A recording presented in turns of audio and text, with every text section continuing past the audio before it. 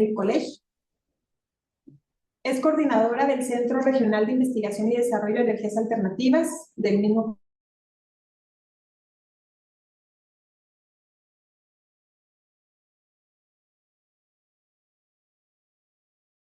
Dentro de sus publicaciones más recientes, se abordan temas de cambio climático, agua y energías renovables desde el enfoque socioambiental. Ha coordinado proyectos colaborativos en instituciones como el Instituto Mexicano de Tecnología del Agua y la Universidad Autónoma del Estado de México, así como la Universidad Tecnológica de Ciudad Juárez. Desde septiembre del 2022 es colíder mexicana del equipo de trabajo de educación ambiental para Chihuahua del programa Frontera 2025. Cuenta con un perfil deseable PRODEP y se encuentra en el Sistema Nacional de Investigadores en el nivel 2. Gracias, bienvenida, doctora. La doctora Gabriela Montano Armendáriz, con formación en Historia por la Universidad Autónoma de Ciudad Juárez y su doctorado en Investigación con especialización en Medio Ambiente y Sociedad por el Colegio de Chihuahua.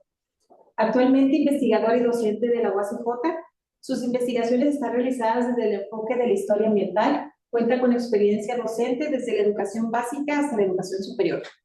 Ha asesorado tesis de licenciatura y posgrado y participado en publicaciones relacionadas con la historia regional del Valle de Juárez y problemáticas socioambientales sobre el uso del agua en la agricultura en el estado de Chihuahua. Ha colaborado en la coordinación de 4 libros enfocados en relación entre medio ambiente y la sociedad. Su labor investigativa incluye proyectos interdisciplinarios como el estudio sobre la participación política de las mujeres en Chihuahua, en el CONACYT, InMujeres UACJ 2012, el análisis de energías alternativas aplicadas a sistemas de irrigación en el Valle de Ciudad Juárez, PADES 2016, y el ordenamiento territorial del agua, PROMEP 2018. Es miembro del Sistema Nacional de Investigadores, SNI, nivel 2. Bienvenida, doctora. Gracias, candidata. Maestra Claudia Janet Lajón Castañón, es licenciada en Ciencias de la Comunicación por la Universidad Autónoma de Chihuahua, cursó la maestría en Educación en la Universidad Autónoma de Ciudad Juárez y es maestra en Educación Ambiental por la Universidad de Guadalajara. Es académica y educadora ambiental con más de 2 décadas de experiencia en docencia universitaria y gestión de proyectos socioambientales. Es docente en la Universidad Autónoma de Ciudad Juárez, en donde imparte las diversas materias relacionadas con la educación y la comunicación. Ha sido docente de la Universidad Pedagógica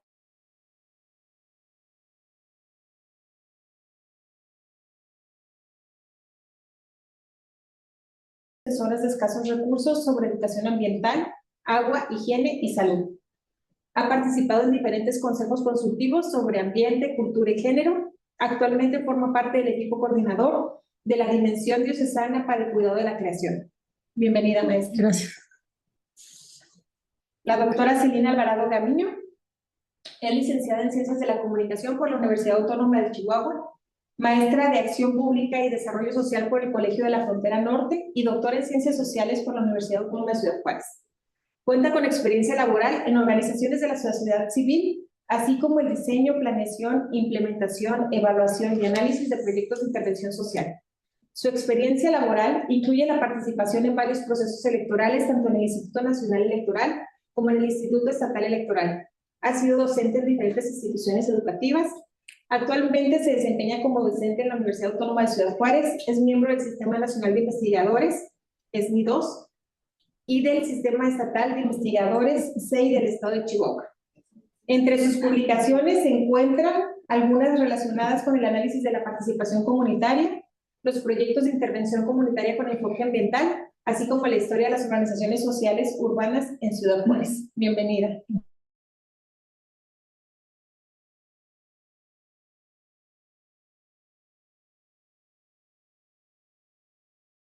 Tarea de reunir tantos temas y actividades sobre pues este tema tan especial que es el agua, ¿verdad? Como pueden ver en el panel que les traemos aquí con mis compañeras, queremos hablar sobre el tema de agua y sociedad y su relación con los objetivos de desarrollo sostenible. Quisiera empezar, me imagino que ya lo han visto también en otras partes, la cuestión multi-interdisciplinaria para poder comprender el tema del agua desde las diferentes aristas, y eso lo podemos ver reflejado con todas las formaciones disciplinarias que vieron aquí en este panel, ¿no? Todas hemos estudiado diferentes cosas y tenemos diferente experiencia en la vida, lo que nos hace entender la relación del agua con la sociedad de diferente manera y es lo que les queremos traer aquí. Por mi parte, les quiero hablar sobre, a ver, con este, no, sobre los estudios que se han hecho aquí en el estado de Chihuahua sobre el tema de abastecimiento de agua y pues es un análisis documental. ¿Ok? Para cambiar la diapositiva. ¿Aquí? Ahí está. Muy bien, es acá, ¿verdad? Ok. ¿Allá? ¿Sí es esta la primera? No. Ok. Entonces, en primer lugar, pues hablando del tema de agua, viendo este abordaje desde las diferentes disciplinas, no solamente desde los procesos físicos, que es como regularmente lo acostumbramos a abordar cuando estamos estudiando en las carreras de ingeniería ambiental o de las ciencias básicas, ¿no? Que es donde nosotros vemos el ciclo del agua tal cual y donde nos pueden interesar los temas como su calidad o como el abastecimiento del agua. Pero no solamente el agua implica cuestiones físicas, sino también procesos socioculturales que se abordan desde el enfoque del ciclo hidrosocial del agua, que así se le llama. Aquí podemos trabajar cuestiones de identidad y cultura, cómo una población se ve modificada su identidad dependiendo de cómo obtiene el agua.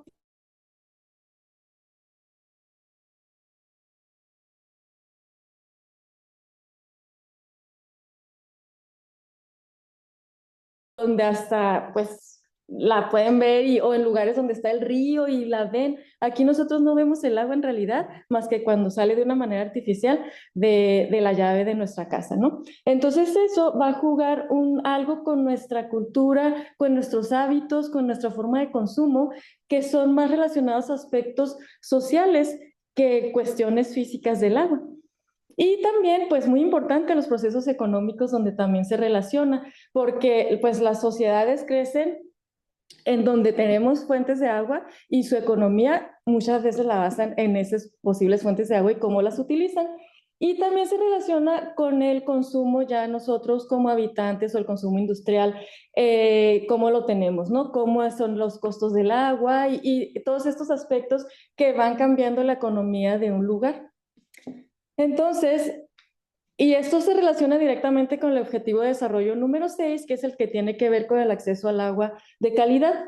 Así muy brevemente, porque pues mis compañeras también les van a hablar un poco de los objetivos de desarrollo sostenible, son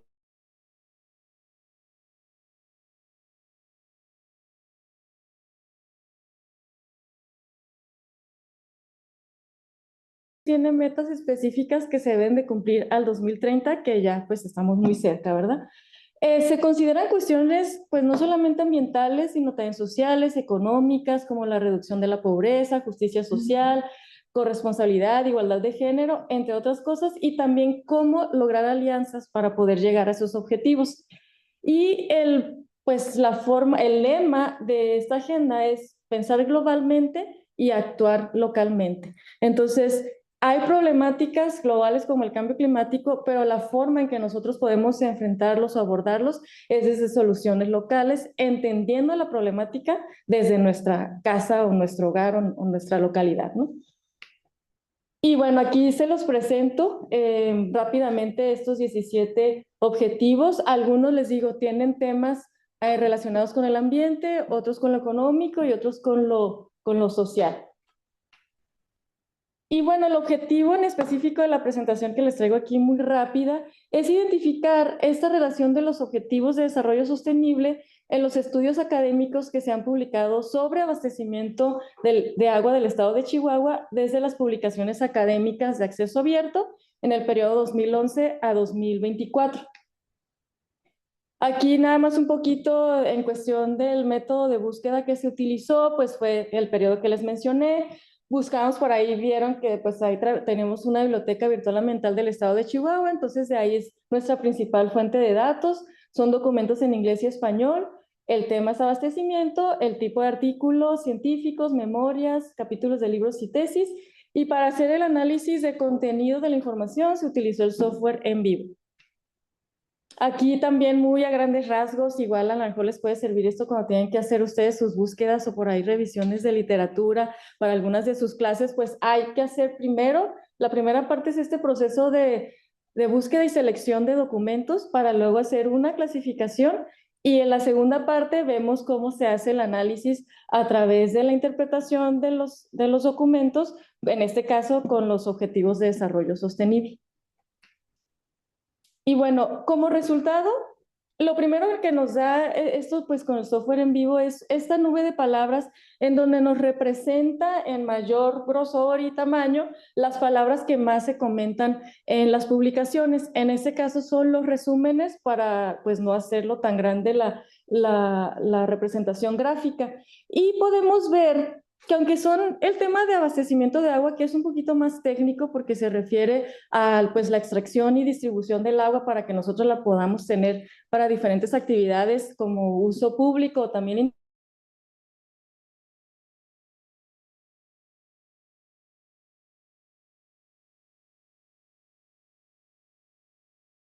vemos la necesidad de los estudios de abastecimiento relacionados a ciudad y a lo urbano, un poco más fuerte que a lo agrícola, aunque son estudios a nivel estatal. Vemos también que hay por acá abajo el uso, por ejemplo, como les decía, que también es algo relacionado más a nosotros, cómo lo utilizamos el agua, la cuestión, por ejemplo, del organismo operador para poder extraer el agua. Vemos también alguna palabra por aquí, el impacto, eficiencia, el consumo, que son relacionados a nuestras actividades. Entonces vemos, obvio, pues sí, las mayores palabras, porque les digo, son estudios más técnicos, pues sí está relacionado al tipo de recursos, a la demanda que hay del recurso, cuestiones climáticas, a que es agua subterránea, porque pues son nuestras mayores fuentes en el estado de Chihuahua. Y vemos que en menor grado también hay cuestiones agrícolas, por ahí hay huertas, el caudal.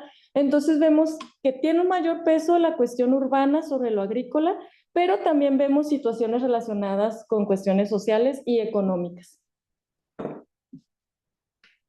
Y, ay, me emocioné mucho. Se le llama un mapa jerárquico. Aquí, este es el resultado, ahora sí, del análisis de las publicaciones, de los resúmenes, en donde se va identificando lo que va hablando el autor, con qué objetivo de desarrollo sostenible se relaciona, aunque él no diga o ella, estoy hablando de este objetivo, pero lo que está trabajando se relaciona. Entonces, aquí es donde vemos la multidisciplina de los estudios o la importancia de darle ese abordaje. Tenemos claro que en mayor proporción el objetivo 6, que es agua limpia y saneamiento, pero vemos, como vimos también en la nube de palabras, que la parte de ciudades también tiene un mayor peso. ¿Y por qué las ciudades? Porque el objetivo 11, que es ciudades y comunidades sostenibles, porque pues para tener ciudades y comunidades sostenibles pues son necesarios que se tengan todos estos recursos para la población para que pueda funcionar. El 11 lo podemos relacionar también con el 9, que es la industria, innovación e infraestructura, cuando hay estudios que también hablan sobre la infraestructura necesaria para distribuir el agua, para tener, por ejemplo, alternativas para recuperación de agua, de lluvia. Hay algunos estudios de la ciudad de Chihuahua que también nos hablan de eso. También relacionado con eso tenemos el objetivo número 7, que es energía asequible y no contaminante, donde por ahí también hay algún proyectito aquí en Ciudad Juárez sobre la posibilidad de utilizar energía fotovoltaica para sistemas de tratamiento de agua, por ejemplo, poder extraer el agua, ¿no? Por eso está en menor proporción. Y todo esto, pues también relacionados con las acciones por el clima, ¿no? Tanto la cuestión urbana, que serían las ciudades, como la agrícola. La agrícola la podemos relacionar con la producción y consumo responsable del agua. Hay varios estudios, pues sabemos que el Estado tiene, pues una gran producción agrícola. De hecho, es el número uno en algunos cultivos como el chile, el algodón, por ahí hay algunos en los que estamos el número uno. Y entonces es importante ver cómo se utiliza el agua, qué técnicas y tecnologías se implementan para tener cultivos pues más sustentables, donde se tenga un uso eficiente del agua, y eso también relacionado con el objetivo 11. También se relaciona con el objetivo 8, trabajo decente y crecimiento económico, porque pues ahí tenemos el dilema entre la producción agrícola, el objetivo 2, que es hambre cero, porque pues es para alimentación, pero también el trabajo digno de los agricultores y poder tener un cultivo que les dé un buen rendimiento, pero pues que también no use el agua en grandes proporciones. Entonces, se tienen diferentes estudios en el estado de opciones de cultivo, de tecnología de riego, y ahí es donde pues se pueden interconectar, perdón, estos objetivos, ¿no?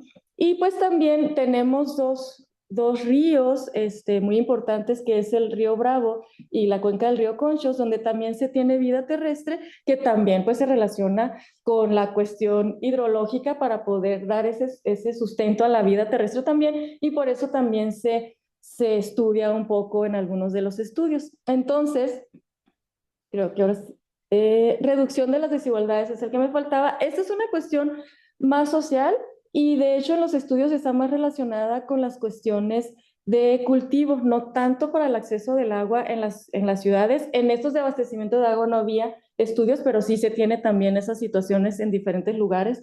Aquí en Ciudad Juárez, pues por ejemplo en los kilómetros hay zonas donde no se tiene agua por la distribución, por la línea. Entonces, esta más bien los estudios son referidos a estas diferencias de acceso al agua, pero por ejemplo de los grandes productores con los productores locales, ¿no?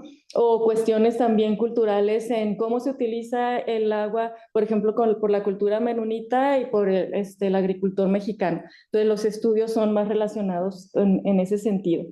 Entonces vemos que tocar el agua, pues toca muchísimos temas, ¿no? Y sobre todo, si queremos trabajar sobre la Agenda 2030 y sobre cómo trabajar el objetivo, por ejemplo, 6, que es el del agua, vemos que están involucrados también otra gran cantidad de objetivos. Aquí los retos, pues si se fijan, no mencionamos todos los objetivos. Aquí sí quiero especificar que es sobre estudios de abastecimiento de agua, o sea, hay estudios en el estado de Chihuahua que tocan otros temas de agua donde sí se puede a lo mejor, o sí han trabajado estos temas en sus investigaciones. Por ejemplo, o sea, en estos en específico no se encontró la cuestión del fin de la pobreza, donde pues el agua es un servicio básico que está dentro de una de sus metas. La otra meta o el otro objetivo es el 4, que es educación de calidad, que por ahí les van a hablar un poquito más de ese objetivo. En esos estudios no se encontró, pero pues también es muy importante tanto en la formación de los estudiantes que adquieran estas habilidades para el cuidado del agua y esa conciencia también en su consumo. Y también pues de todos estos sistemas y tecnologías que están surgiendo para poder aplicarlas en los diferentes sectores. El objetivo 5, que es igualdad de género, que es uno de los ejes transversales que se trabajan en este evento, tampoco se encontró en los estudios de abastecimiento. Aquí lo podemos ver o se podría trabajar la cuestión del agua desde varias vertientes con género, ¿no? Una es las diferencias que existen entre el uso y acceso del agua por las mujeres para las actividades propias que ellas necesitan, y para con eso poder generar también estrategias para su distribución, ¿no? Y también pues se puede abordar por ahí también estoy trabajando un estudio, por ejemplo, de los estudios de las mujeres en los sistemas de tratamiento de agua. Entonces, cómo también la mujer profesionista está impactando en el desarrollo de estos temas en el Estado. Entonces, pues se puede abordar de diferentes maneras. El objetivo 16, que es paz, justicia, instituciones sólidas. Aquí la meta 16.7, que es garantizar la opción en todos los niveles de decisiones inclusivas, participativas y representativas que respondan a las necesidades. Por ahí también les van a hablar un poquito de este objetivo a mayor profundidad, pero ahí pues es muy importante, como vimos, trabajamos muchos temas, muchos sectores, debe de existir estas colaboraciones para poder abordar las problemáticas de una manera global, ¿no? Entonces, también es importante ver eso en los estudios que se trabajan. Y, ayer acá. ¿Sí? A ver. Hace rato estaba dándole al 2x1 y... ya no quiso. A ver. ¿Ahí? Ahí está. Ok. Bueno, pues como lo mencioné en este breve recorrido, pues es necesario el abordaje multi e interdisciplinario para ver estas implicaciones ambientales, sociales, económicas y territoriales. Para ello, al analizar las investigaciones sobre abastecimiento de agua, pues se pueden identificar estos ODS y ver sobre todo desde estas dos caras del Estado, ¿no? La cuestión del recurso para consumo humano en las ciudades y la cuestión para uso agrícola. Y aunque aquí presentamos un panorama general, pues regularmente estos estudios, y más cuando vemos los aspectos sociales, pues sí requieren hacer también un proceso de mayor profundidad con los actores y poder identificar, ahora sí, de viva voz, estas necesidades, cómo se han ido trabajando y qué soluciones se pueden encontrar, ¿no? Entonces, esto es solamente una base y un panorama así muy rápido que les puede servir para poder, sobre todo, identificar estas relaciones y a partir de ahí poder también sacar más estudios, ¿verdad? Y cómo se pueden abordar. Y bueno, aquí es un listado de la bibliografía utilizada para el análisis de donde surgen los mapas jerárquicos. Y bueno, gracias. Pensé que traía, por ahí les van a estar entregando un, ¿cómo se llama? Un separador, donde por ahí la información que les presenté aquí, pues está publicada, salud, en un libro. Salud. En un libro que por ahí les vamos a pasar el código QR, todavía no lo tenía cuando hice la presentación, por eso no lo pusimos ahí, pero pues se lo hago llegar a la doctora para que se los pueda compartir. Gracias.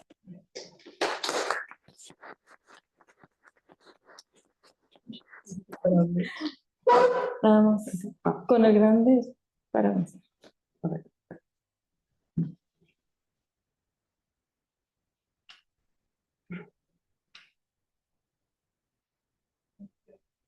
Si falta que la pongan, ¿no?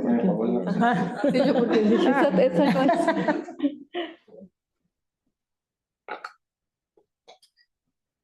Y el cañón está ahí arriba. Ah, sí. Y la línea. De hecho es interactivo. Ah, muy bien.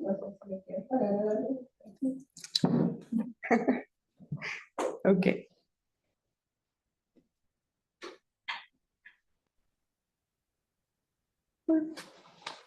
Pues, ahí está. No, es el Silvi. ¿Sabes? No, es la de Gaby. Ya, Esa Gabriela Montó. creo que está en el PDF. Le mandó Celina. Pero la enviaste, la envié, se la envió Celina, ajá, en PowerPoint. La historia ambiental. Ajá. Sí, ese.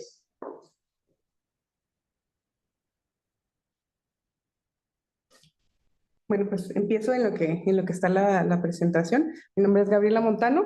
Yo vengo desde el área de la historia. Entonces podrían preguntar, ¿y qué tiene que ver la historia con la cuestión ambiental? Pues tiene que ver mucho porque esta relación de la historia con el medio ambiente es la cuestión en la que se interactúan el medio ambiente y la sociedad, ¿no? Muchas veces empezamos a cuestionar cuándo se terminó el agua, por qué se terminó el agua, pero nunca analizamos ese proceso, ese momento en el que empiezan a extraer el recurso y cómo poco a poco va agotándose, ¿no?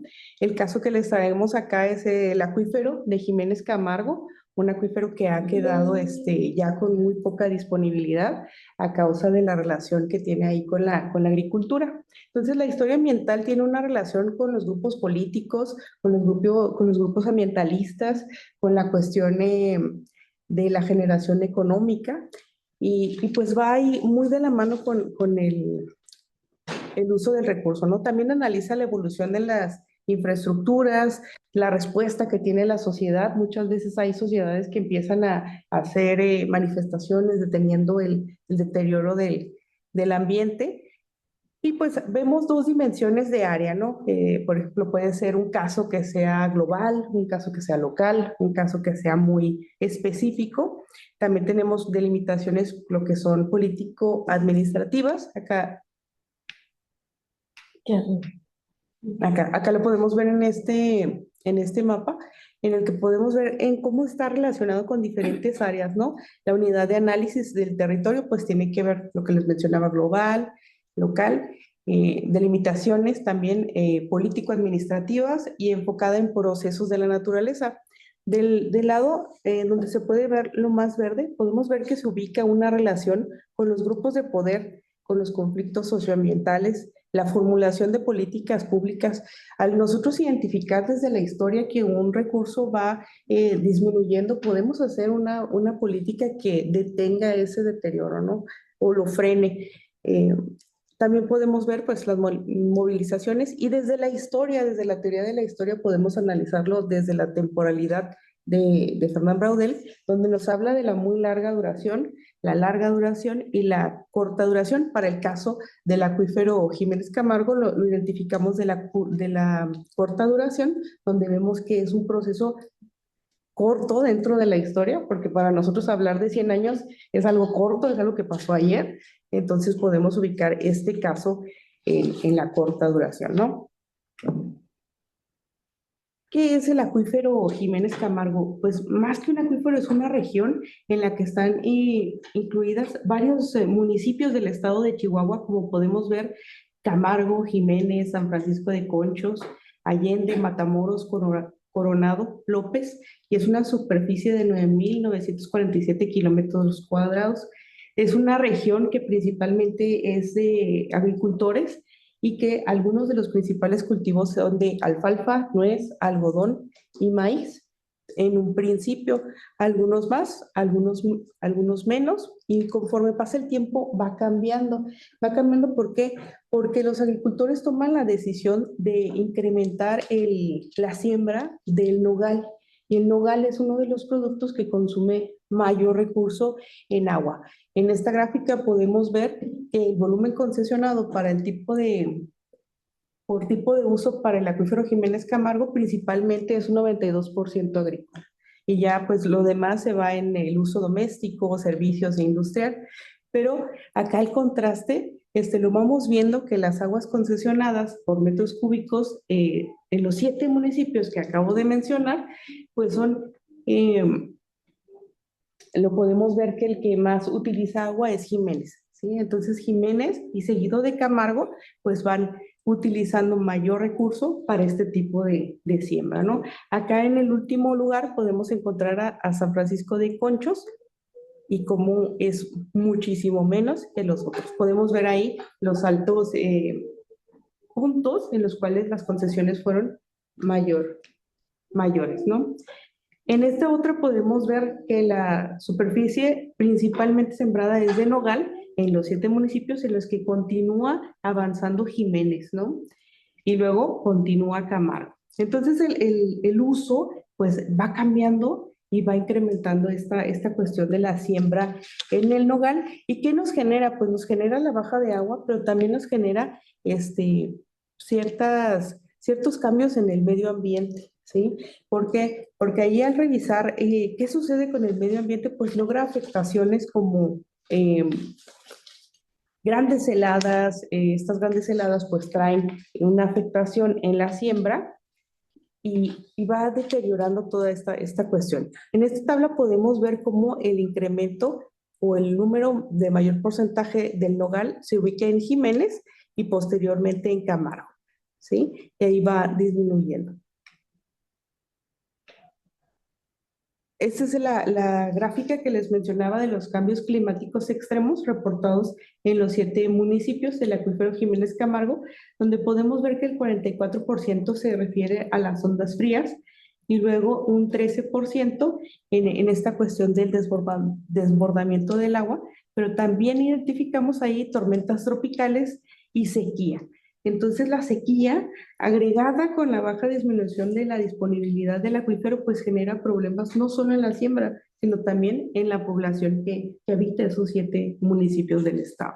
Entonces tiene una relación cercana a toda esta cuestión de los objetivos de desarrollo sostenible, porque específicamente abona o tiene que ver con el objetivo número 6, que es en el que está implicado el garantizar el agua para todos, ¿no? Entonces acá la historia ambiental hace su función generando una reflexión para los agricultores, ¿no? ¿Realmente necesitamos continuar sembrando un hogar?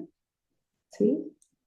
¿O podemos variar en el tipo de siembra para tratar de mantener una calidad de vida de estos 7 municipios un poco más adecuada, ¿no? Sí, sin seguir bajando el nivel de la cuestión del acuífero. A manera de conclusiones, pues el auge del nogal esconde una difícil realidad, ¿no? Una sobreprotección, sobreexplotación hídrica, un deterioro de la calidad, que al final, pues influye en en la sociedad que está ahí cerca, ¿no? El incremento de las concesiones pues agrícolas y los sistemas de riego ineficientes pues aceleran ahí la contaminación del acuífero y amenazan la salud humana y los cultivos. Y podemos ver los escenarios mencionados relacionados al cambio climático, como las sequías, las heladas, y pues la escasez de recursos al final generará conflictos socioambientales como los hemos visto en años recientes cuando tienen este conflicto con la presa, ¿no? La presa de la Boquilla, ¿sí? Entonces, pues es algo que vemos que puede generar problemas mayores y pues se necesitan políticas públicas que integren el cambio climático y promuevan la gestión sostenible como se planteó en la cumbre binacional en el 2022 con el programa La Cultura del Agua y la Participación Social. Este tema de la historia ambiental del acuífero Jiménez Camargo pues es parte también del libro de los estudios del agua del estado de Chihuahua y su relación con los objetivos de desarrollo sostenible que ya había mencionado la doctora. Entonces pues los invitamos ahí a revisar el documento y pues a generar una reflexión cada vez que utilicemos los recursos como el agua, ¿no? Y pues ya nada más para cerrar, pues agradecer a los organizadores de la Semana del Agua, a los miembros que nos acompañan, a las compañeras por compartir la mesa del panel y a Rosario Lee, que nos apoyó en toda la gestión del libro y las gráficas y ilustraciones y demás, ¿verdad? Y pues eso sería todo por mi parte. Muchas gracias. Muy bien.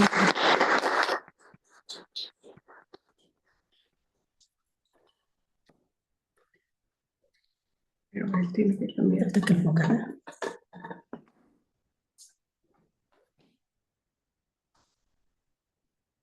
Bueno, vamos a esperar a que ponga la presentación que había puesto primero, pero mi participación a propósito de agua pues tiene que ver mucho con educación ambiental y su relación con los objetivos de desarrollo sostenible.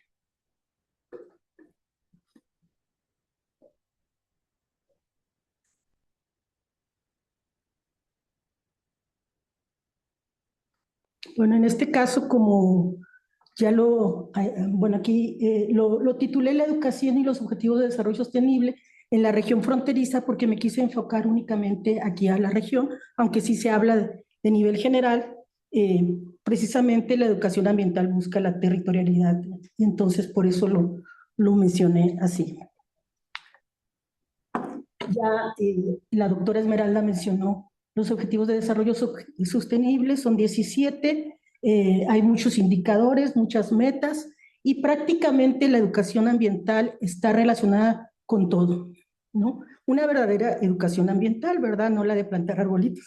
¿Qué busca la educación ambiental? Pues busca conciencia ambiental, busca un pensamiento crítico, valores éticos, responsabilidad social, participación comunitaria y acciones ante los problemas socioambientales.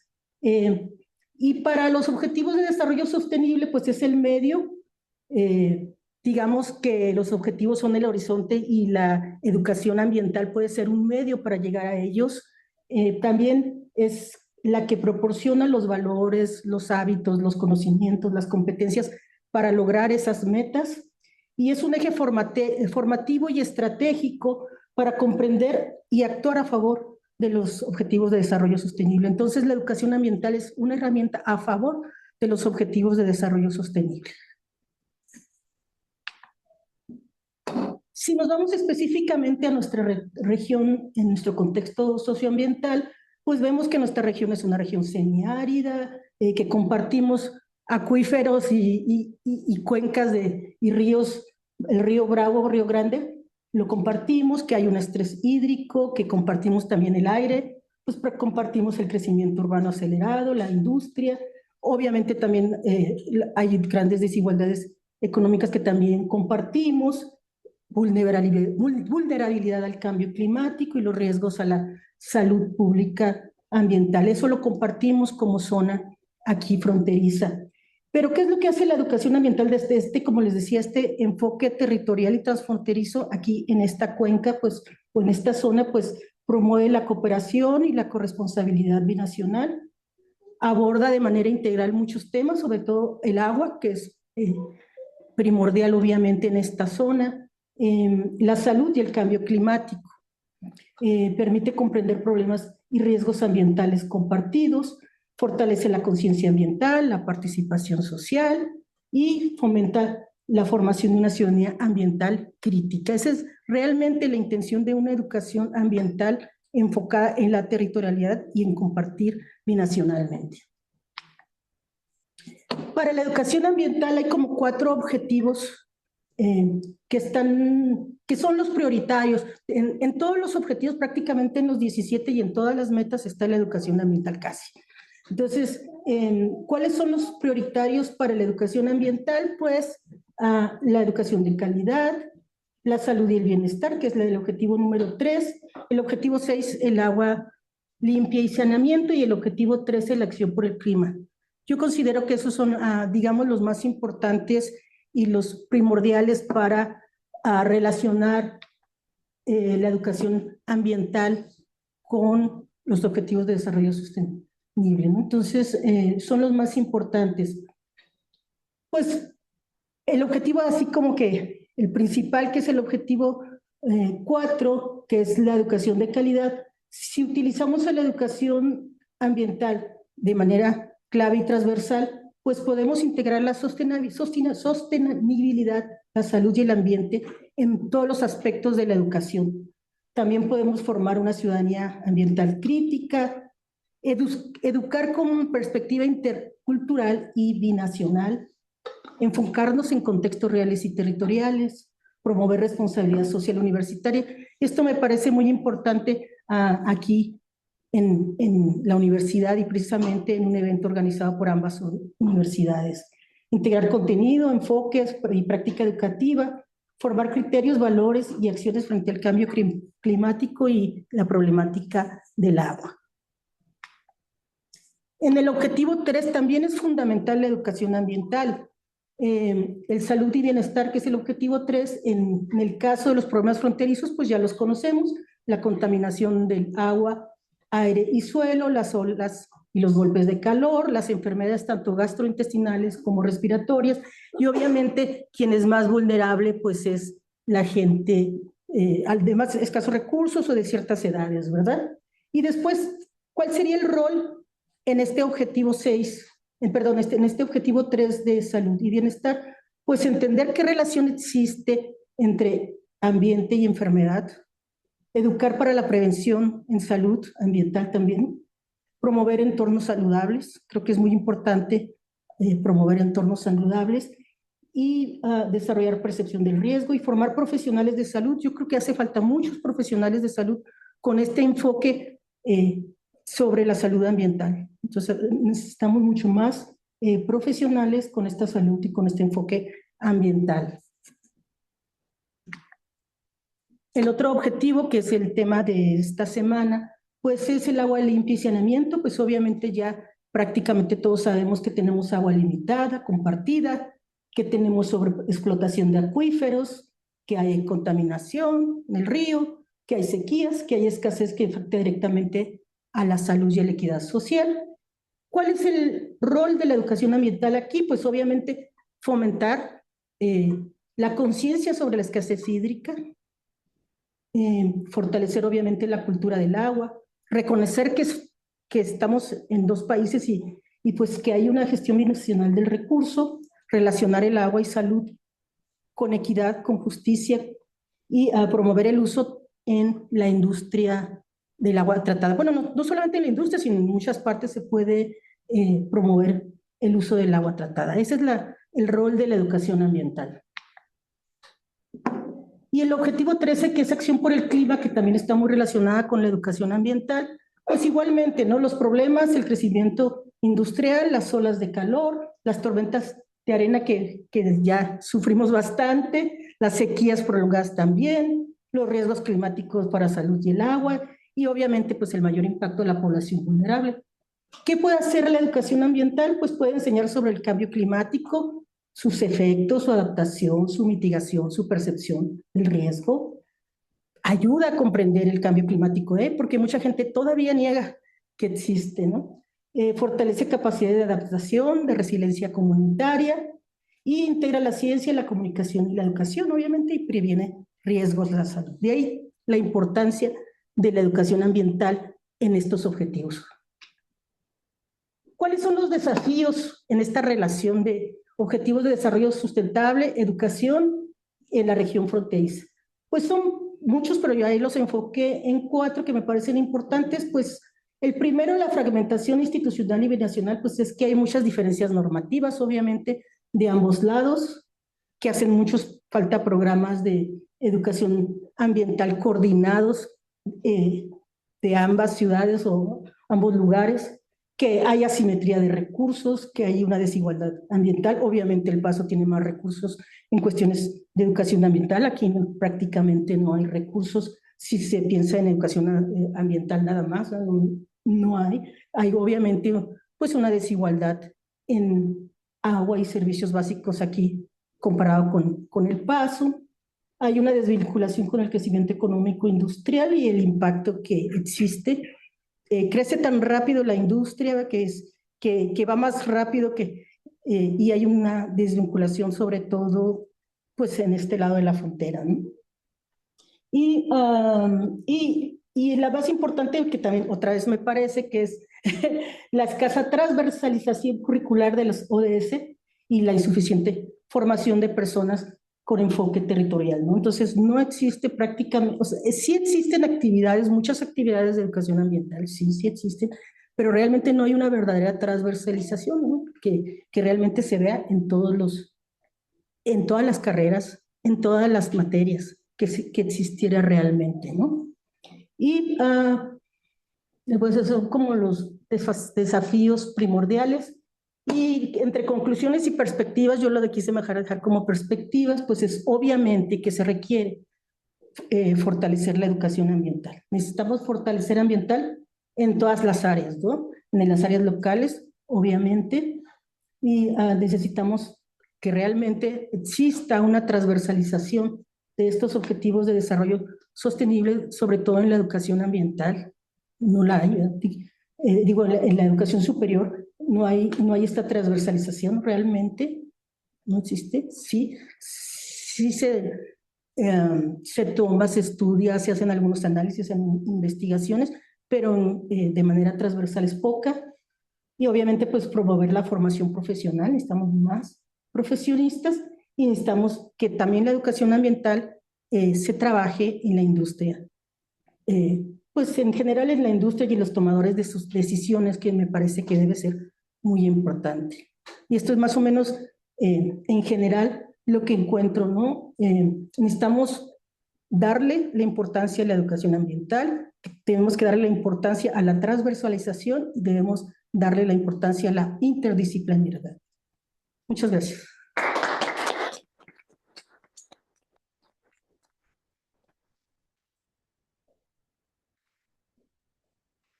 Bueno, ya, sí.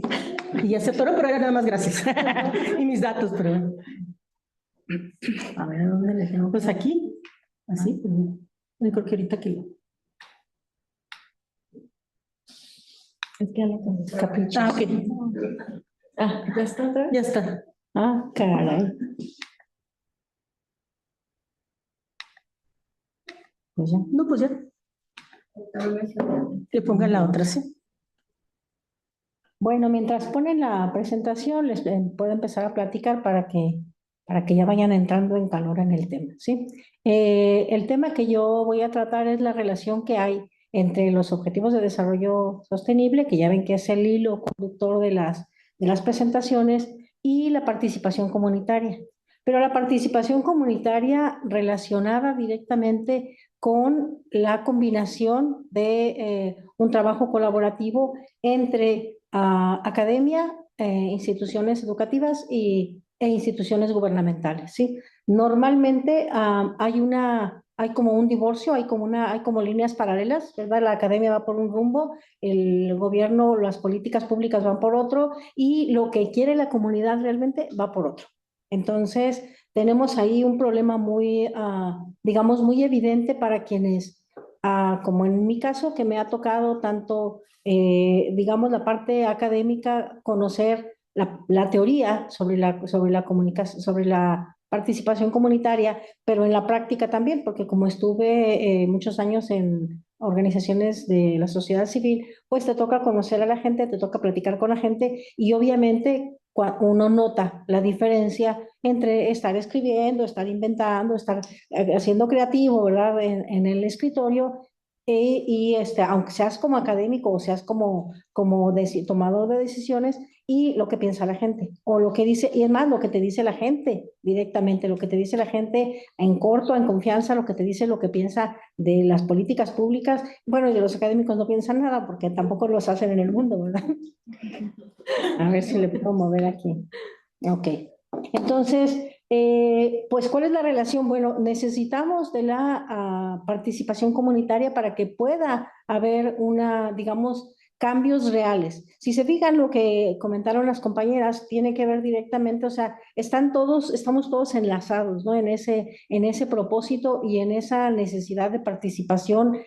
En este caso yo voy a hablar de la comunitaria, pero de participación de diferentes instancias, ¿sí? De la academia y de las instituciones gubernamentales, ¿no? Se supone que los objetivos del desarrollo sostenible tienen el propósito de no solamente de que haya desarrollo, sino que eso sostenible significa pues que se mantenga, que se pueda, digamos que en una comunidad el desarrollo que se dé que continúe y que no se vaya para atrás, como luego dicen que no se vaya, como dicen acá, que no se vaya para atrás, ¿verdad?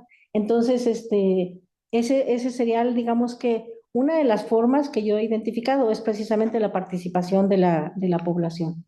¿Sí? Está relacionada la participación con varios objetivos de desarrollo sostenible, pero particularmente con estos dos, con el objetivo 6 en su meta particular en la 6B, que es apoyar y fortalecer la participación de las comunidades. Ahí en el objetivo, en la meta 6B, habla de participar en la mejora de gestión del agua y el saneamiento, pero fomentar la participación comunitaria va más allá de solamente el asunto de gestión de agua y saneamiento. Si se fomenta la participación comunitaria, eso se puede convertir en lo que llama Putnam el capital social y entonces podemos potenciar digamos, los posibles resultados de eso. Y con el objetivo 16 en su meta 6.7 es garantizar la adopción en todos los niveles de decisiones inclusivas, participativas y representativas que respondan a las necesidades. Si la gente de las colonias, de cualquier localidad, de cualquier región, participa, pues obviamente que las decisiones serán inclusivas y serán participativas, ¿verdad? Pero no es tan fácil que conseguir la participación de la gente. No es algo sencillo. La participación, el debate sobre participación empezó más o menos en la década de los 60, cuando se empezó a hablar de los 60, perdón, cuando se empezó a hablar de democracia, de democracia deliberativa, de democracia participativa, y donde se empezó digamos que a darle importancia a incluir a toda la gente, a todas las personas que vivimos en un determinado territorio en la toma de decisiones.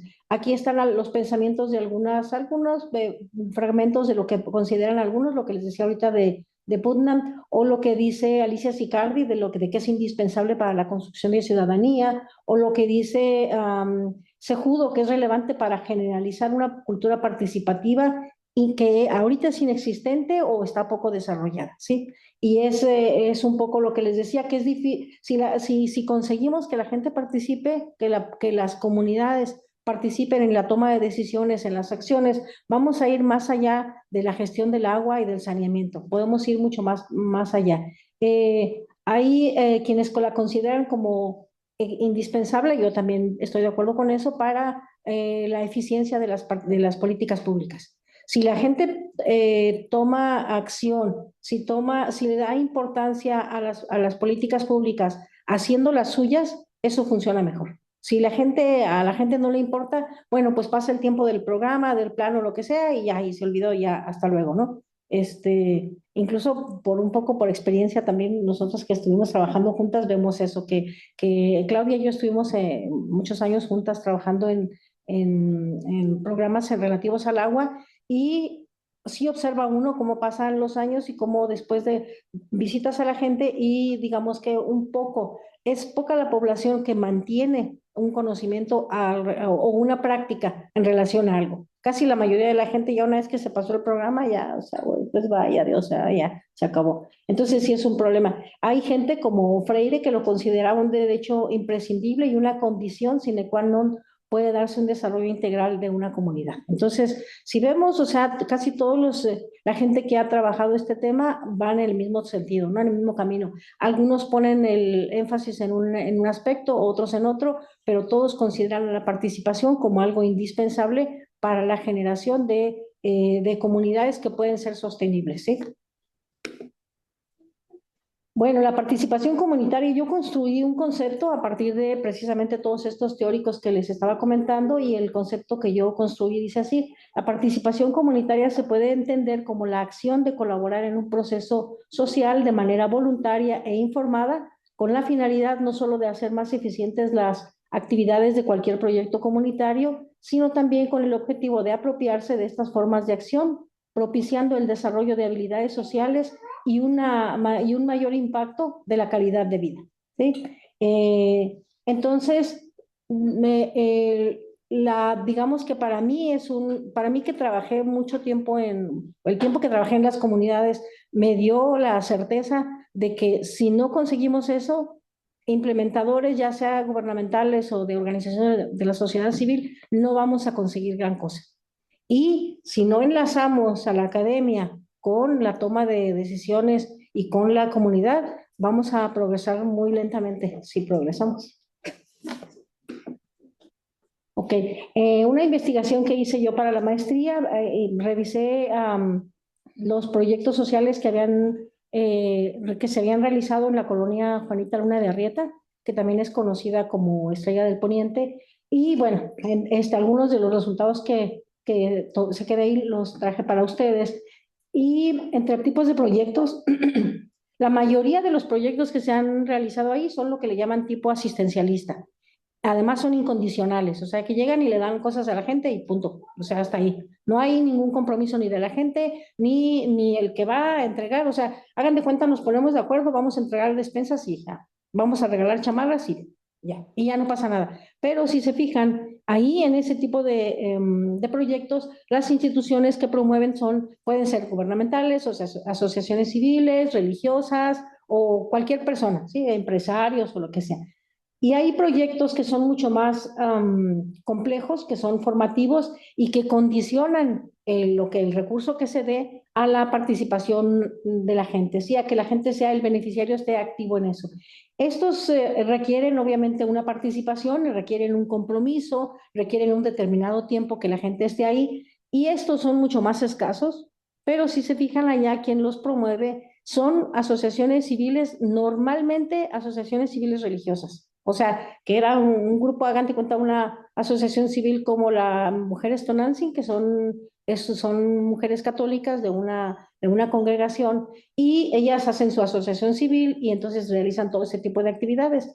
Y son las organizaciones, principalmente las religiosas convertidas en asociaciones civiles, las que se preocupan en generar un poco de comunidad. La mayoría de las gubernamentales no se preocupan de eso.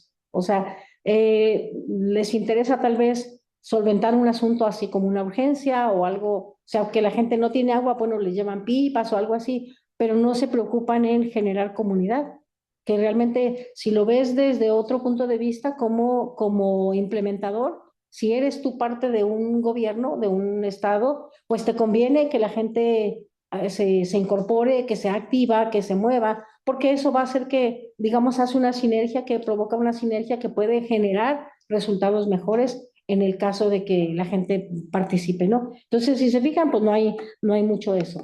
Y luego hice una encuesta también, aparte de entrevistas, hice una encuesta y yo le pregunté a la gente algunas cosas. Les traje aquí un par de resultados de cómo aumentar le pregunté a la gente cómo se podría aumentar la participación. Y si se fijan ahí el punto más alto, el 87.8 es consultando. O sea, la gente quiere que le consulten qué van a hacer en su colonia, ¿sí? Otros puntos altos son diseñando proyectos para la colonia y que se aproveche la experiencia de la gente. Porque a veces la gente decía, es que mire, ¿sabe qué? Aquí fulano y sutano son albañiles y luego vinieron y trajeron gente, pero podían haberles dado trabajo a ellos o podrían haberlos incorporado y ahí terminan más rápido, hubiéramos querido apoyar, pero no nos dejan. Entonces, eso es de las cosas que le interesan más a la gente. Y luego allá participación que considera la gente que es importante, pero que no se ha implementado en la colonia. Vean ahí los resultados, ¿verdad? Elegir proyectos, implementarlos, participar en la evaluación. Participar en la evaluación, la gente tiene ganas, cuando yo hice la encuesta, vi que la gente tiene ganas de que le pregunten qué funcionó, por qué no funcionaron las cosas. Porque la gente me decía, es que hicieron esto y no salió bien y luego volvieron a hacer esto. Y yo le dije al señor que pero no nos hacen caso. Entonces, la gente necesita ser escuchada y quiere ser escuchada. Tienen su propia opinión y luego en esa colonia ha habido, bueno, en ese tiempo, en ese periodo, muchísimos proyectos. Ya no me acuerdo si eran 157 o cuántos saqué, pero había mucho, entonces la gente sabe, o sea, ya conocen las instituciones que van, conocen el tipo de ayuda que les pueden dar, entonces, y tienen deseos de decir, esto no sirve aquí por esto no funciona por aquello, ¿sí? Entonces, no hay esa consulta. Aquí tengo otros datos que saqué de Así Estamos Juárez 2025, que ellos hacen una encuesta de participación ciudadana y buen gobierno cada año, ya tiene varios años que la presentan, y tomé algunos datos ahí de lo que tiene que ver con la participación. No es exactamente participación comunitaria, pero son formas de participación. Si se fijan allá, ese porcentaje de 37.7 es la población que contestó que participa en alguna organización, que ha participado de manera activa en alguna organización. Pero solamente el 8.2 indica haber participado en acciones voluntarias como denuncias, reportes o solicitudes dirigidas a autoridades. 8.2 es realmente muy poquito y más si consideramos todos los problemas que tenemos aquí, ¿sí? 8.1 ha colaborado nada más ese porcentaje con los vecinos para resolver algún problema de la comunidad. Pero solamente el 4.7, fíjense, vean ese porcentaje, 4.7, cuando tenemos acceso a tantas redes sociales y toda la gente ya lo tiene, pero solo el 4.7 usó las redes sociales para organizar a su comunidad respecto a algún asunto, respecto a algún problema. Entonces, y luego acá en la parte de abajo, vean que hay mecanismos formales ya en el Estado, no sé si en todos los estados, pero al menos aquí, un mecanismo formal que está contemplado en la Ley de Participación Ciudadana del Estado de Chihuahua. Sin embargo, menos del 30% de la población ha participado, ha utilizado de alguna manera eso.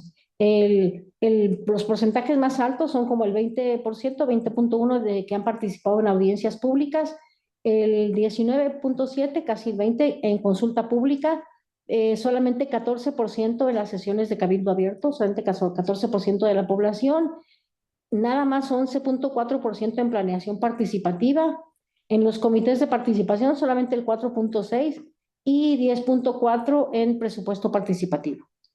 Tenemos la opción, sin embargo, es muy poco usada. ¿Sí? O sea, la gente no se ocupa de participar.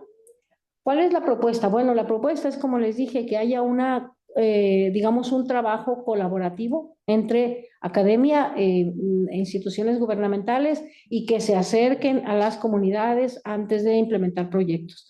Antes de gastar dinero en echar a trabajar algún proyecto que no sabemos si va a funcionar, hay que ir a ver las condiciones de la gente. Hay que ir a ver si tienen tiempo para participar, de qué manera pueden participar, quiénes pueden participar y si les interesa. Porque lo que ha dicho la experiencia es que hay gente que puede tener un problema, por ejemplo, vamos a decir, vamos a una colonia y físicamente vemos que tiene hoyos, que tiene la calle de tierra o qué sé yo, o sea, que está terrible la colonia. Y dices, pues pavimentación es lo más importante. Pero luego le preguntas a la gente y le dices, ¿cuál es el problema más serio que tienen? Seguridad. O sea, ¿qué preferiría? Pues que venga alguien a cuidar, que haya patrullas que den vueltas aquí, que el camión llegue hasta la colonia, porque hay gente que en ese tiempo en la colonia había mucha gente que tenían que ir por sus hijas o hijos a la parada del camión que está retirado de ahí porque el camión no llegaba hasta la colonia. Entonces preferían que una patrulla anduviera dando vueltas ahí para que ellos pudieran regresar seguros a su casa en lugar de que pongan pavimento.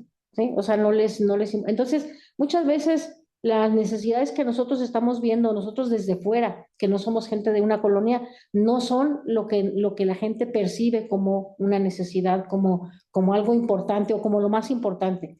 porque también obviamente que la pavimentación importa, pero si le das a escoger a la gente, puedes tener A o B, pues quiero B, o sea, no, déjalo así, no me importa andar llena de tierra todo el tiempo, pero que estén seguros mis hijos, que lleguen a la casa, ¿no?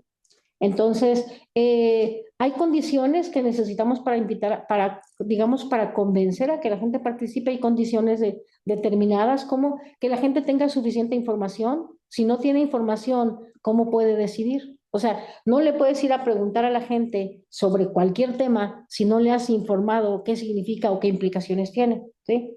Te va a dar una respuesta X cualquiera, pero no necesariamente va a ser algo que realmente funcione. Si tiene que tener primero información, tiene que tener garantía de que sus opiniones no van a ser sancionadas, de que no va a recibir algún castigo, porque también eso mucha gente no quiere decir porque tiene miedo. Si tiene miedo no solamente ya de lo que ya todos sabemos, ¿verdad? Que tenemos miedo, sino también de las autoridades, o sea, de que haya represalias, de que haya recortes, de lo que sea, ¿no? O sea, eso también tenemos que asegurarle y de que su opinión va a ser tomada en cuenta, de que sí va a servir de algo el que participe. O sea, y que no es trabajo inútil, porque a veces la gente se quejaba también. Vienen, nos dicen esto, nos dicen aquello y al final no pasa nada. Nunca más vuelven, ¿sí?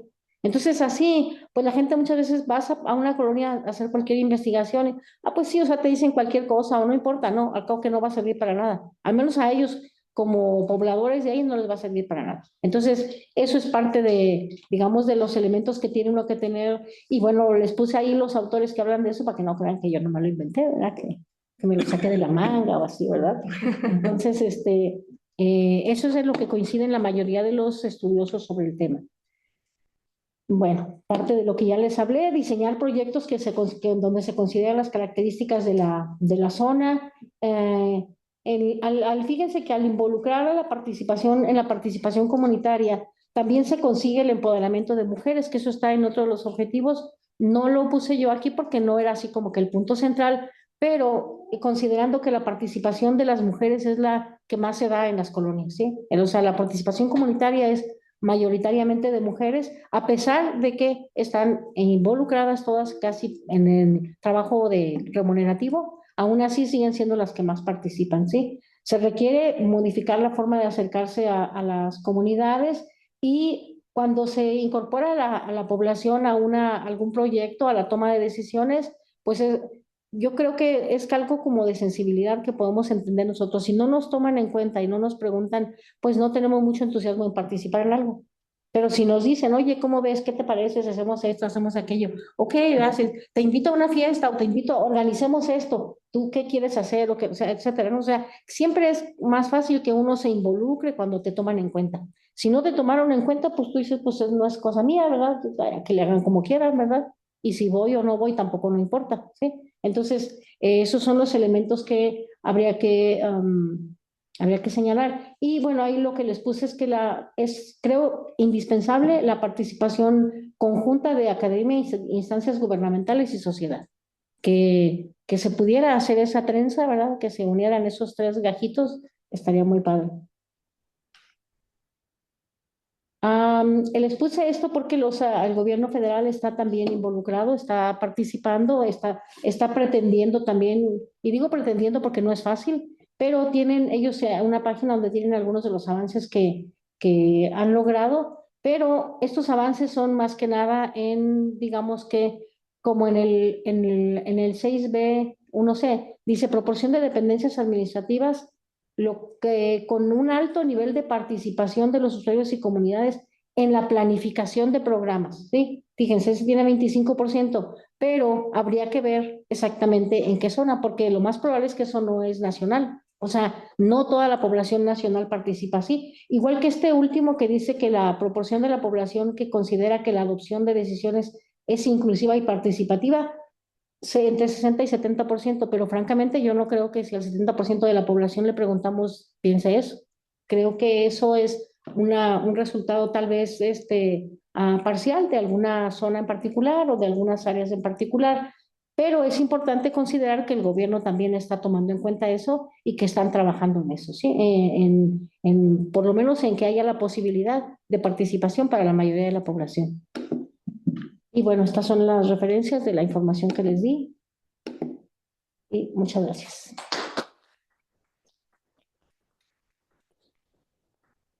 Bueno,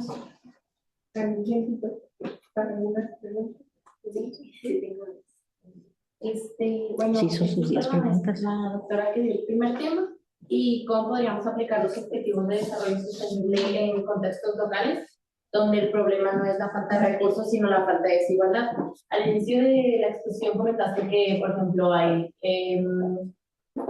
regiones en las que ven el agua o sea, que pasa como un río, o regiones que tienen mar, o regiones en las que hay lagunas y ese tipo, o sea, en las que el problema no es el abastecimiento de agua, sino pues la desigualdad de distribución. Ok, bueno, una de las cuestiones que es muy importante considerar para desarrollar los programas, pues sí es precisamente como identificar la cultura de las personas para poder trabajar también diversos programas, ¿no? Y poder identificar estas desigualdades, sobre todo como nos mencionan también aquí la compañera, ¿no? En realidad, ¿qué es la necesidad de las personas? Porque como nosotros desde la investigación en el escritorio podemos definir que las necesidades de cierta manera, pero cuando ya llegas a la población, pues en realidad ellos te pueden platicar otras necesidades. Por ejemplo, aquí mismo en Ciudad Juárez, si nos vamos a Samalayuca, también por ahí trabajamos con una familia en Samalayuca, la forma en que ellos ven el agua, lo que representa para ellos y sus necesidades, porque era un agua con alta salinidad, pues ellos no estaban conectados a la red, entonces la extraían de un pozo. Entonces, para ella, para la madre de familia, pues el agua era un bien preciado, no importaba que estuviera salada, que le dañara la ropa, pero para ella era importante tenerlo, aunque batallara, ¿no? Y una vez que se le aplica un sistema de tratamiento de agua, pues cambia esos aspectos. En ese caso, por ejemplo, no es solamente ver lo tecnológico, no es solamente ver lo económico, sino ver lo que nos representa en nuestro comportamiento como seres humanos, porque también como se ve desde la educación ambiental, no solamente es conocer, sino es desde una cuestión afectiva también. O sea, no es nada más tú qué entiendes por el agua, sino qué sientes por el agua. Entonces, cuando los consideras esos otros enfoques, pues ya puedes trabajar mejores estrategias. Sí, te contesté un poquito. Bueno, la otra pregunta va consecutiva justo a lo que acabas de hablar. ¿Qué tipo de estrategias pueden aplicarse en ciudades con escasez de agua como lo es Ciudad Juárez? Sí, pues si quieres, con la población, pues principalmente es cuestión, pues sí, de cultura para trabajar los usos, ¿no? Pero pues si quieres verlo de una manera un poco más grande, pues sí se tienen que trabajar también pues las políticas públicas, porque pues la forma en que se distribuye el agua y a qué le dan prioridad a los proyectos de inversión, ¿no? Entonces, no solamente es nosotros como usuarios qué hacemos y cómo podemos a lo mejor aplicar diferentes estrategias, o técnicas de ahorro del agua, por ejemplo, sino también pues como ciudad, a qué le dan más peso, como vimos en el primer diagrama, ¿no? A lo ambiental, a lo social o a lo económico.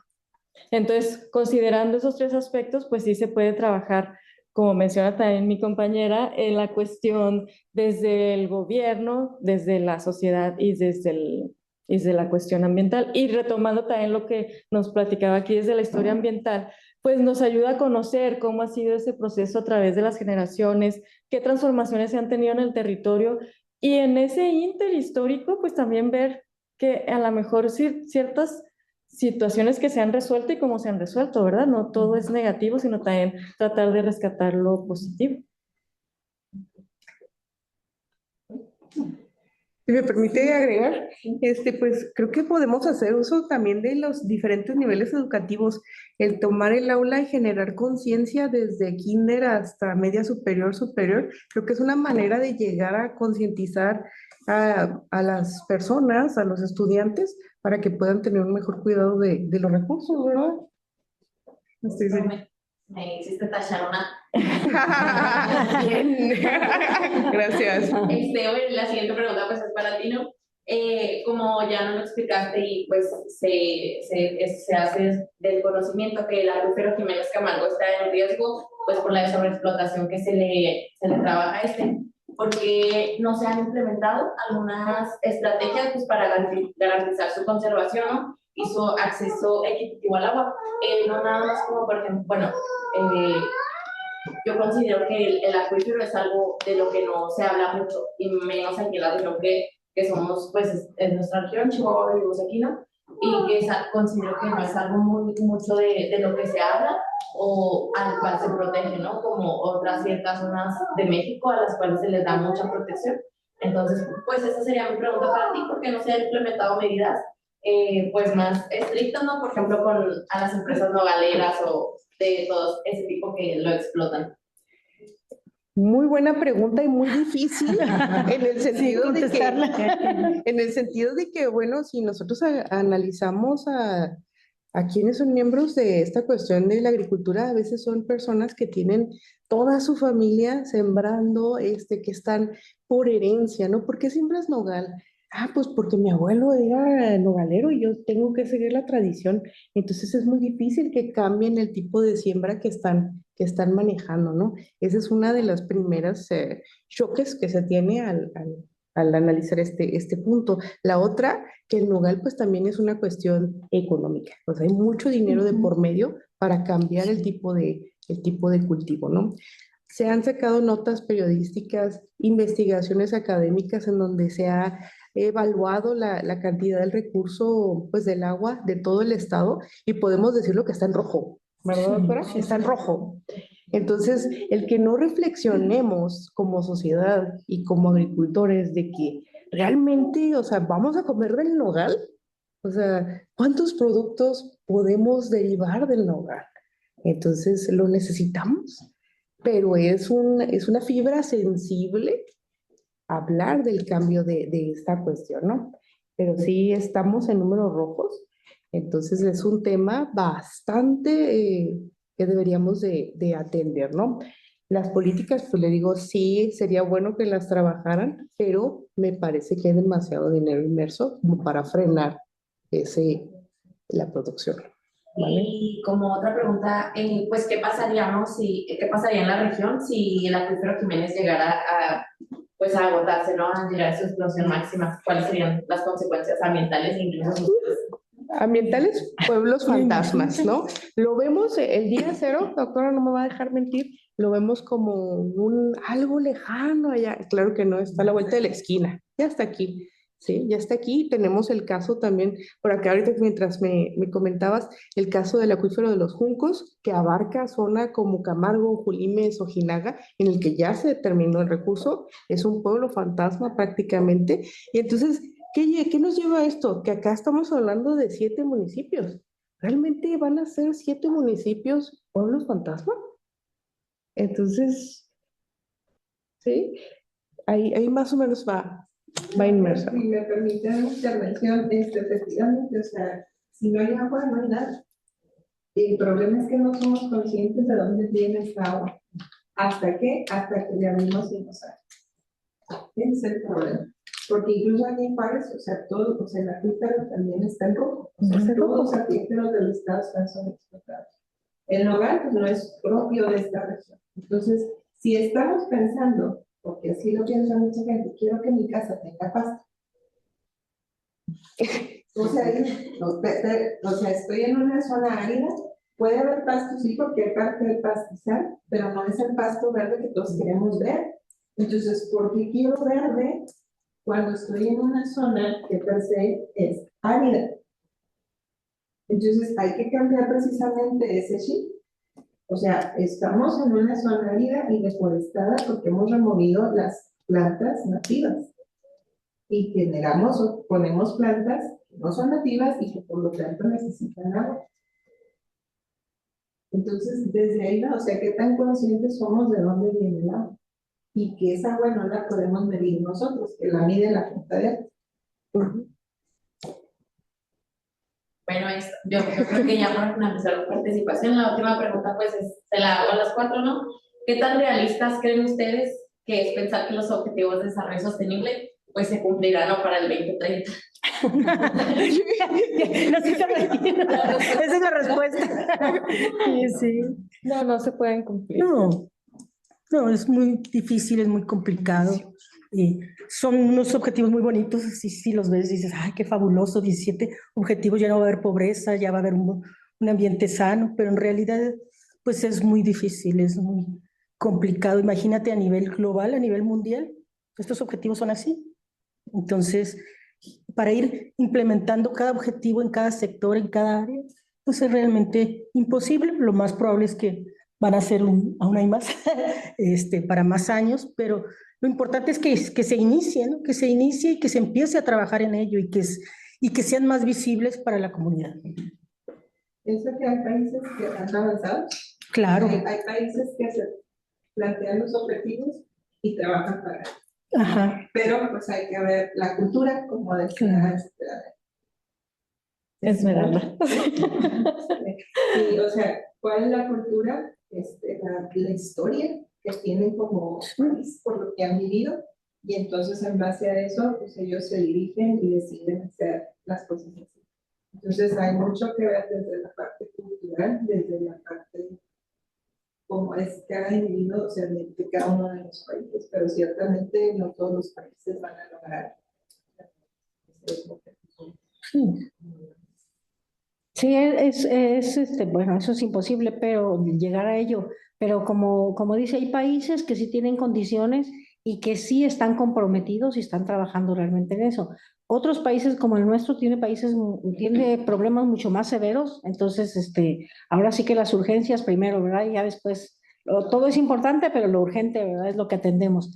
Pero sirve que estén esos objetivos y sirve que estemos trabajando en esto, un poco los gobiernos, un poco la academia, que dando a conocer, porque es de todas formas caminar hacia allá, ¿sí? Eso, o sea, es un hacia dónde, ¿no? Hacia dónde nos vamos encaminando. Es utopía tal vez, es idealismo tal vez, pero estamos, al estarlos planteando, al estarlos poniendo como un a dónde llegar, estamos avanzando tal vez lentamente, tal vez como dice el clásico, un paso adelante y dos para atrás, ¿verdad? Pero estamos avanzando un poco, al menos al saber a dónde tenemos que ir, aunque no lleguemos, pero por lo menos como generación ir avanzando hacia allá.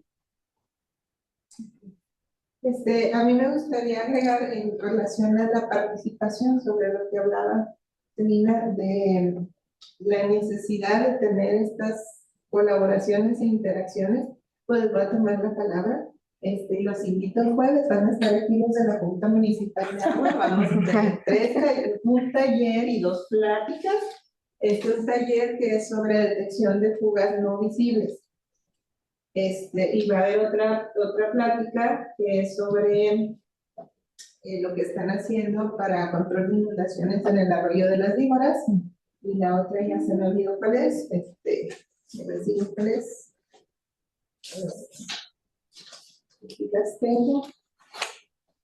Pues, que es sobre alternativas de recarga precisamente para restablecer los niveles freáticos. Entonces, vienen los directores. Esta plática la va a dar la directora de obras de la Junta Municipal de Aguas.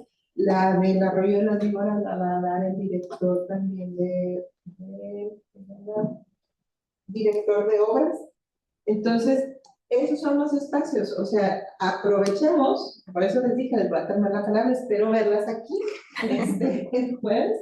¿Por qué? Porque esos son los espacios para hacer estas preguntas y para empezar a trabajar, aunque no sea de la noche a la mañana, pero estas colaboraciones e interacciones donde podamos establecer qué es lo que podemos hacer, cómo podemos cooperar.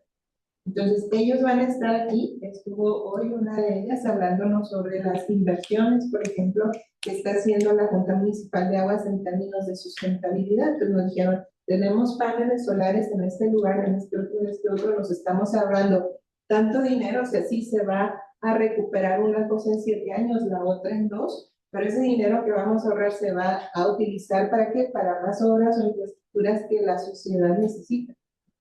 Entonces, ¿cuántas veces oímos esa información? ¿Dónde la vemos? Entonces, aquí ahorita es un foro donde podemos hacer uso y preguntar, o sea, ¿qué es lo que está pasando? ¿Qué las van a hacer? Y más que ahorita, pues, tuvimos la oportunidad de que la Junta Municipal dijo, yo quiero ir, puedo participar, ¿cómo no? Vengan y platíquenos. ¿Por qué? Porque ustedes saben que muchas veces esta información es cerrada, no se tiene, entonces hay que aprovechar estos juegos. Y así como vienen ellos, también los invito el viernes a la conferencia magistral, que es de la doctora Verónica Vázquez García. Ella es socióloga del Colegio de Postgraduados de Texcoco, nos da una plática que se llama Agua, Salud y Género en los contextos mineros mexicanos, un análisis comparativo. Entonces también viene a hablar de qué ha pasado con la minería, con el agua. Y en la tarde también los invito a las, de hecho están invitados a todas las pláticas, a las 5 de la tarde el viernes tenemos a la licenciada Blanca Seleniz Cabello Ribota, que ella nos va a platicar precisamente de la Comisión Internacional de Límites y Aguas y los procesos de sanitización nacionales. Entonces, bueno, o sea, queremos saber qué pasa con el acuífero. Van a engañarnos. Entonces, vengan. Muy bien. Muy bien. Conéctense. ¿Por qué? Pues porque aquí es donde podemos empezar a dar esta interacción, al menos academia con instituciones gubernamentales y ver cómo podemos llegar hasta eso. ¿Sí? Entonces, pues, espero verlos aquí el jueves. Muchas gracias. Muchas gracias. Por su Muchas gracias. participación y por Gracias. traernos todo esto. Ya mis alumnos ya se quedaron algunos. Entonces, pues seguimos en contacto. Y muchas gracias porque me dice porque eres de educación. Ya vi y me da mucho gusto que esto se siga difundiendo. O sea, que hay otras áreas. El miércoles tenemos otra plática del miércoles de educación también en la tarde virtual. Entonces, pues muchas gracias. Muchas gracias. Las invitamos mañana y pasado mañana